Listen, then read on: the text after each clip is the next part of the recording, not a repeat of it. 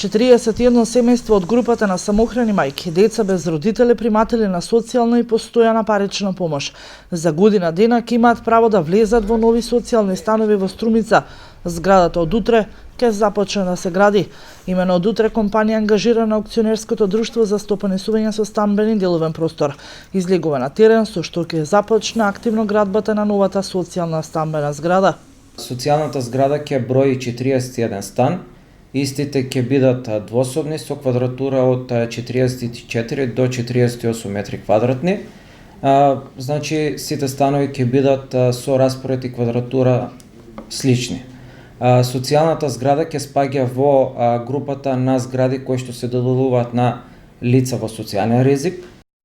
Покрај новите станови во Струмица веќе постои социјална стамбена зграда во која живеат 30 семејства, а од стамбеното предпријатие велат дека граѓаните кои живеат таму ќе имаат право да извршат закуп или да ги откупат становите.